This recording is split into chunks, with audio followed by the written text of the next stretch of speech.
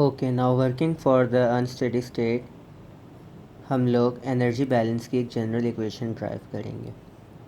उसके लिए सबसे पहले अगेन हमको एक सिस्टम कंसिडर करना पड़ेगा। यहाँ पे जैसा कि आप देख सकते हैं कि एक सिस्टम कंसिडर किया है जिसकी बाउंड्रीज़ हैं, इनलेट और आउटलेट स्ट्रीम्स प्रोवाइडेड है। यहाँ पर हमने एक पिस्टन लगाया हुआ है और उससे पहले यहाँ से हम फ्लूइड प्रोवाइड कर रहे हैं, यानी फ्लूइड फ्लो दे रहे हैं। अब इस फ्लूइड को यूजिंग द पिस्टन हम पुश करेंगे अंदर सिस्टम के, जहाँ पर मतलब जब हम इस इनलेट से पास करेंगे फ्लूइड को तो ऑब्वियस सी बात है कि किसी न किसी वेलोसिटी और कोई ना कोई एंथैल्पी, इंटरनल एनर्जी और वॉल्यूम ये इनलेट स्ट्रीम से आता हुआ फ्लूइड पजेस करेगा। सही। अब जब वो कंट्रोल वॉल्यूम में पहुंचेगा, यानी जो हमारा सिस्टम है अंडर ऑब्जर्वेशन, उसमें क्या क्या चेंजेस आएंगे? उस फ्लूइड की मूवमेंट की वजह से जो सिस्टम है उसकी जो इंटरनल एनर्जी है, यानी rate of change of internal energy of control volume हमें नज़र आएगा। सही। खाली इंटरनल एनर्जी नहीं, ऑब्वियस सी बात है जो मास है वो भी, उसका भी रेट चेंज होगा with respect to time. Similarly हमने क्या कंसिडर किया था कि जो सिस्टम है उसमें कोई ना कोई शाफ्ट का मैकेनिज़्म भी है जिसकी वजह से वो शाफ्ट वर्क करेगा।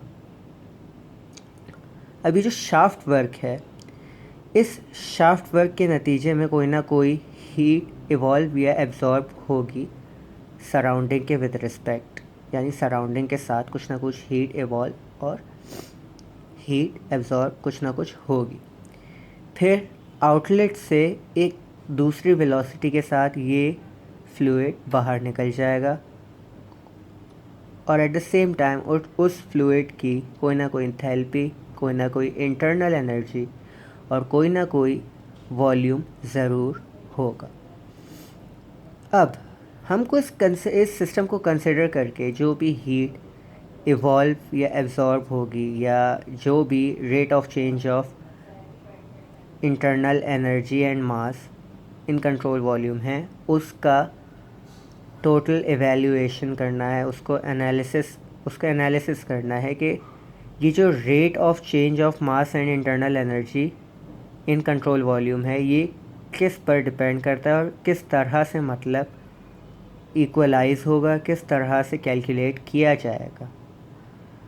उसके लिए अगेन हम लोग जो फ्लो स्ट्रीम्स हैं उसकी एनर्जी क्वांटिटीज़ को, जो भी हीट इवॉल्व और एब्जॉर्ब हुई है सिस्टम और सराउंडिंग के दरमियान, और जो कुछ भी वर्क डन हुआ है, जो शाफ्ट वर्क हुआ है, उस शाफ्ट वर्क को हम देखेंगे।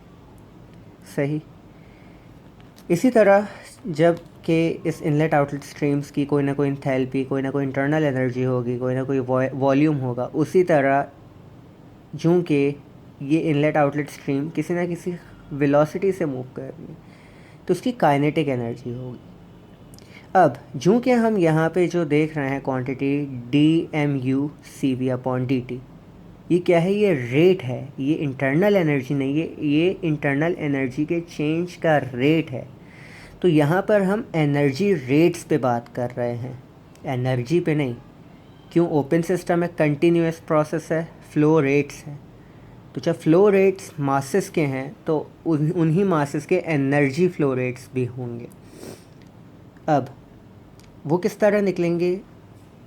फॉर एग्ज़ाम्पल किसी न किसी वेलोसिटी से इनलेट के थ्रू फ्लूइड अंदर आए, तो जब वेलोसिटी है तो काइनेटिक एनर्जी है, और काइनेटिक एनर्जी इट्सेल्फ इसका यूनिट जूल होता है, किसी भी एनर्जी का यूनिट जूल होता है।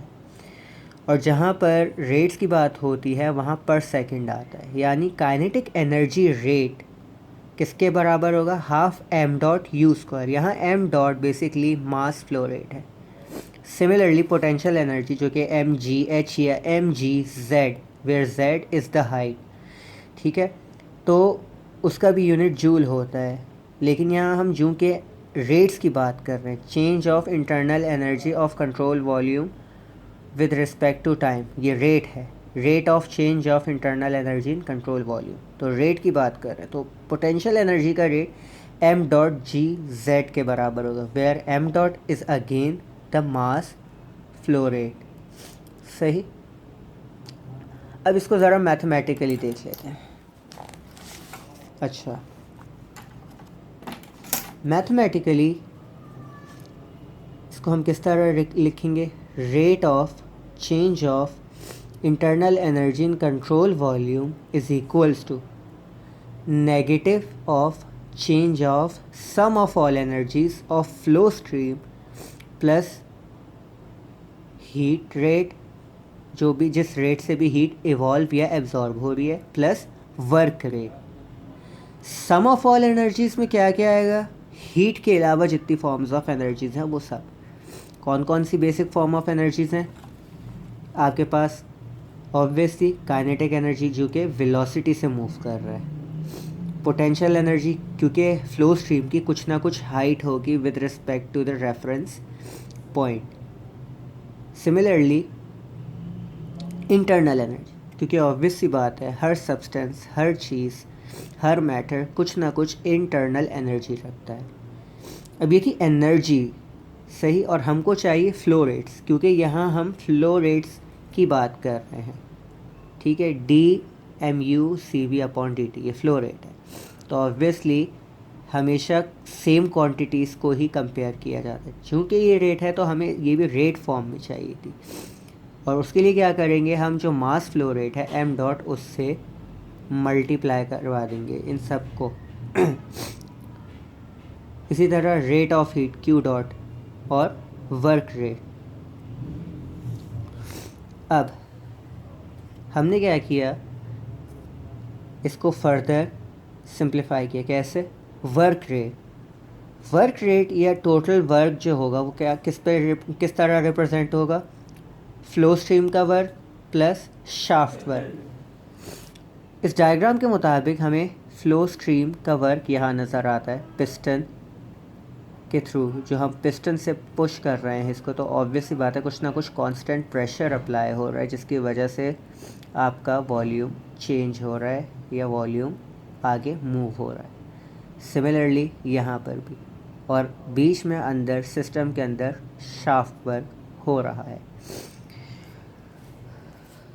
इसलिए flow stream plus shaft work, यानी वर्क ऑफ फ्लो स्ट्रीम और वर्क डन बाय शाफ्ट, वो टोटल वर्क को रिप्रेजेंट कर, वर्क रेट को रिप्रेजेंट कर, जो work rate of flow stream है और वर्क रेट ऑफ शाफ्ट है।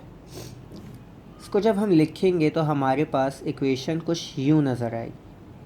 dMu/cV/dt is equals to negative change of sum of all energy rates plus heat rate plus work rate. अब यहाँ चूँकि पिस्टन सिलेंडर सिस्टम सा नज़र आ रहा है तो ये थर्मोडायनेमिक वर्क से रिप्रेजेंट हो सकता है। यहाँ पे से देख सकते हैं थर्मोडायनेमिक वर्क से रिप्रेजेंट किया है, और अगेन यहाँ पे वर्क रेट की बात हो रही है। सो अगेन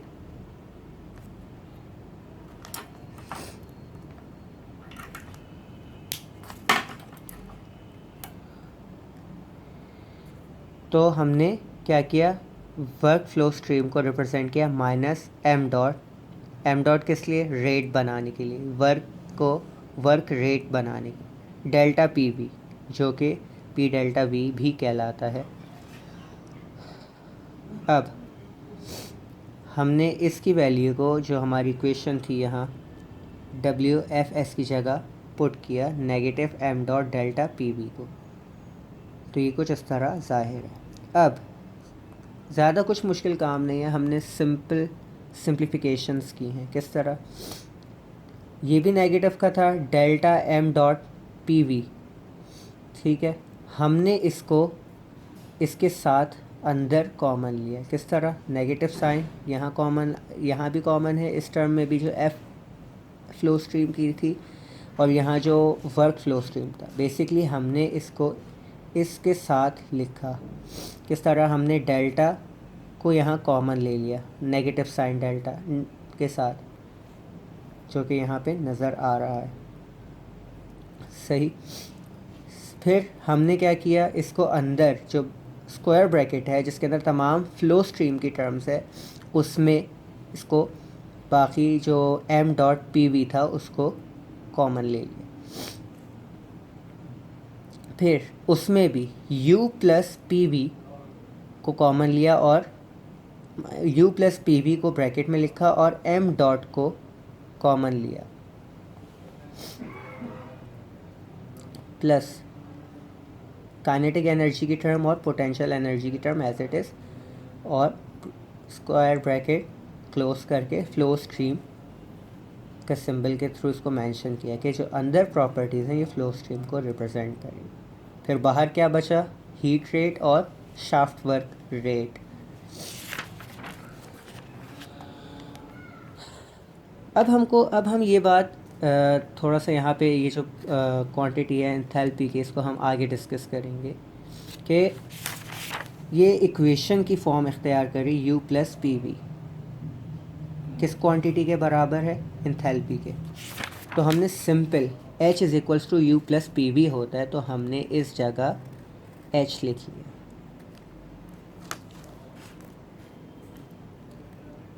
और अगेन ब्रैकेट क्लोज करके एफ एस फ्लो स्ट्रीम को रिप्रेजेंट करने के लिए, plus heat rate plus work shaft rate. अब हमने यहाँ इन तीनों टर्म से m डॉट को कॉमन लिया और बाकी तमाम टर्म्स को राउंड ब्रैकेट के अंदर बंद करके m डॉट को बाहर लिखा और फिर स्क्वायर ब्रैकेट में क्लोज किया। अच्छा, अब इसकी वजह क्या है, क्योंकि ऑब्वियस सी बात है कि ये जो डेल्टा है ये खाली जो एनर्जी क्वांटिटीज़ हैं, एंथैल्पी, काइनेटिक एनर्जी और पोटेंशियल एनर्जी, इनको ही रिप्रेजेंट नहीं कर रहा, बल्कि जो फ्लो स्ट्रीम्स के जो चेंजेस हैं उनको भी रिप्रेजेंट करेगा। एक बार फिर रिपीट कर देता हूँ, ये जो डेल्टा है ये खाली एनर्जी चेंजेस को रिप्रेजेंट नहीं कर रहा। m डॉट क्योंकि फ़्लो रेट है, मास फ़्लो रेट है, तो हर दोनों स्ट्रीम्स का, इनलेट और आउटलेट स्ट्रीम्स का डिफरेंट होगा। सही, जिसकी वजह से जो टोटल m डॉट है या जो डेल्टा m डॉट है वो कुछ ना कुछ वैल्यू एग्जिस्ट करेगा, because we are working in unsteady state. ठीक है। और फिर as it is w, as it is q dot और w s डॉट आ जाएगा, जो कि हीट रेट और वर्क शाफ्ट को रिप्रेजेंट कर रहा है।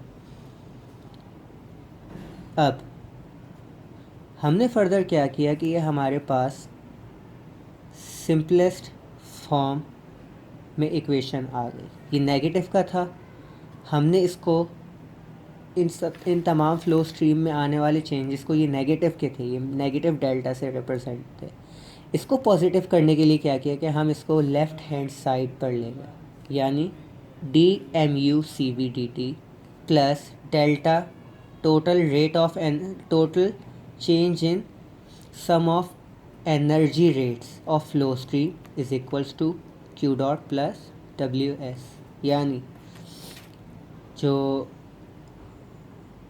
Rate of change of internal energy in control volume है वो, plus change of sum of total energy rates of flow stream, उसको इक्वेट किया Q dot plus W S dots.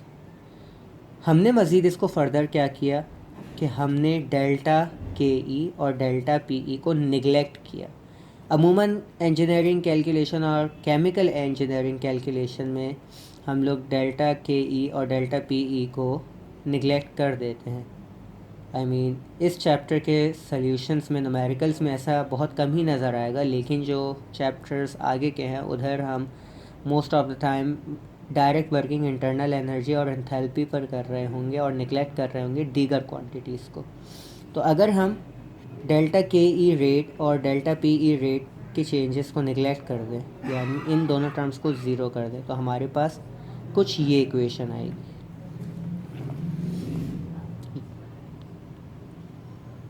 dmucvdt plus enthalpy of flow stream is equals to q plus ws dots, यानी q dot plus ws dot, यानी rate of change of internal energy in control volume plus change in enthalpy of flow stream.